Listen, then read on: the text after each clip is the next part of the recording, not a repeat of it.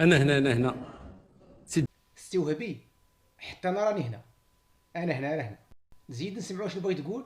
ولكن بالله عليك، مجموع قوى من الشعب المغربي قالوا المقاطعه، كنقاطعوا بلا ما نقول الاسماء.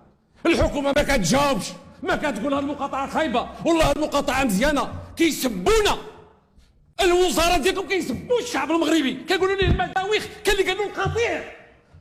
واش هادي حكومه؟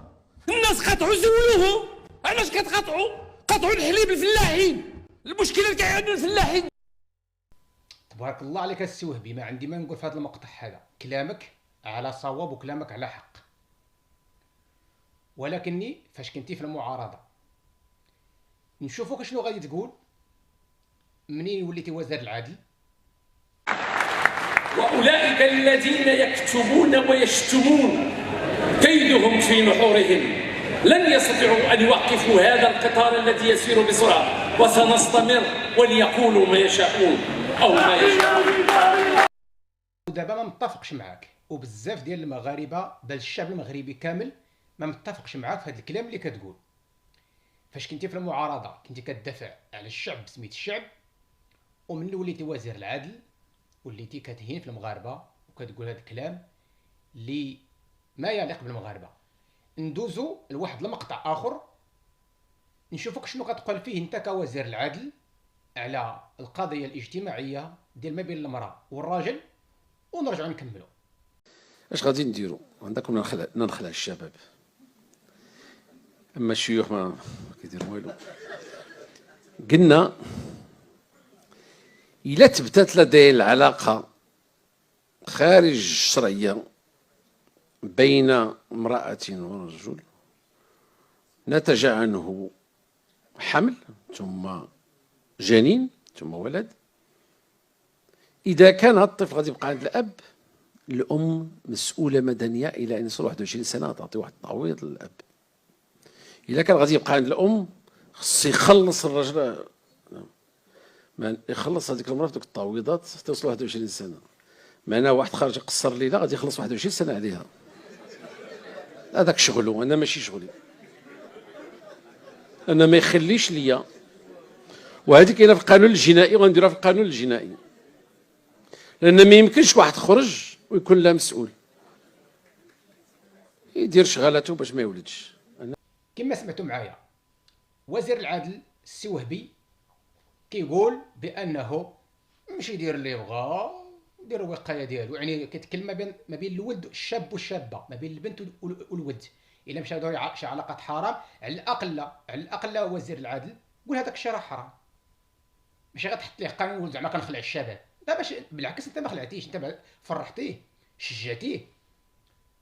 قول على الاقل هذاك الشيء راه حرام في الدين الاسلامي، وحنا في دوله اسلاميه وكرأس امير المؤمنين جلاله الملك محمد السادس نصره الله، وهذا الشيء هذا راه حرام وخصنا نديروا ليه قانون باش الشاب المغربي والشابه المغربيه يكون عندهم ميزان. حنا مسلمين اياه. اما انا كتنوض حتى تقول ليه غادي تبقى تسير عليه 21 يوم والى قصر ليله، كزعما كانك انت راه القانون الرباني، الشريعه الرباني والقانون اللي نزل الله في القران الكريم على الرسول صلى الله عليه وسلم النبي الامين عليه الصلاه والسلام راه احسن من داكشي اللي جيتي به انت. وانت هادشي اللي كتجي به فيه تشجيع على الفاحشه. يعني شي دير اللي بغيتي، سير دير الواقي، سير مثلا استعمل الفانيد، هذا تشجيع. اسمع اش يقول الله عز وجل السوابي، اسمع. كيقول الله عز وجل: اعوذ بالله من الشيطان الرجيم، ان الذين يحبون ان تشيع الفاحشه في الذين امنوا لهم عذاب اليم في الدنيا والاخره والله يعلم وانتم لا تعلمون. اللي كيشجع على الفاحشه بحالك انت السي وزير العدل، مع احترامي لك، انك كتشجع على الفاحشه، بغيت الفاحشه تشيع. اسمع الله اش يقول عليك وعلى اللي بحالك: ان الذين يحبون ان تشيع الفاحشه في الذين امنوا، مالهم اش ليهم؟ لهم عذاب اليم في الدنيا والاخره. يعني غادي يمسك العذاب. هذا راه قول الله عز وجل. سير القران وقرا هذا في سوره الشعراء، آية في سورة الشعراء، والعلماء راه حداك وسولهم على هذه الآية هذه، راه غتلقاها صحيحة من القرآن الكريم.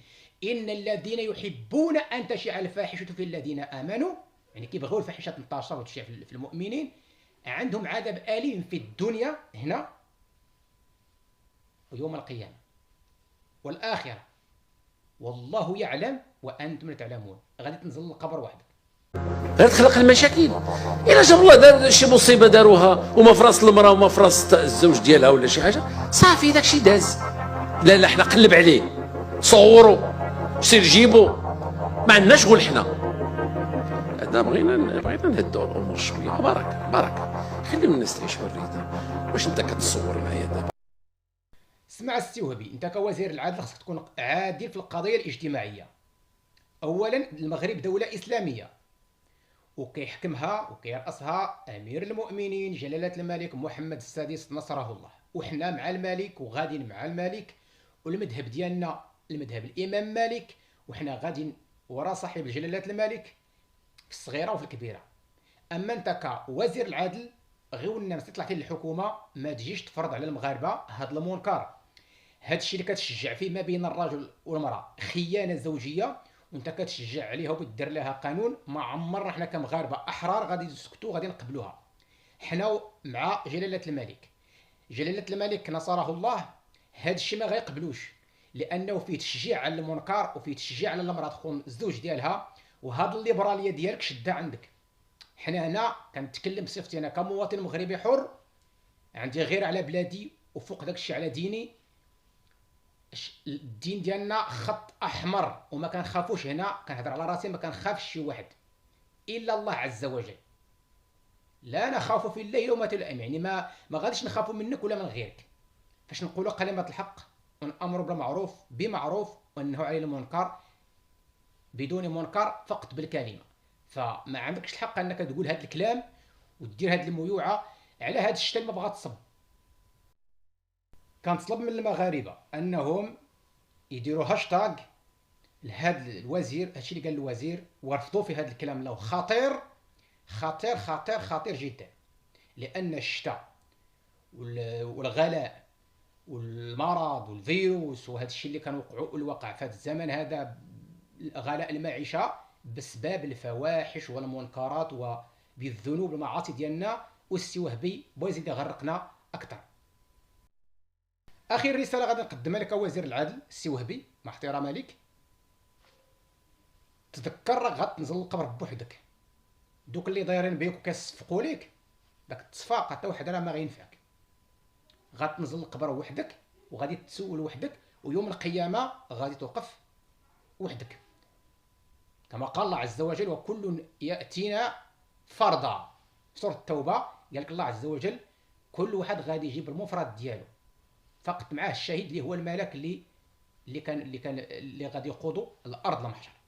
فلهذا اتق الله عز وجل وتراجع على هذا الكلام اللي قلتي.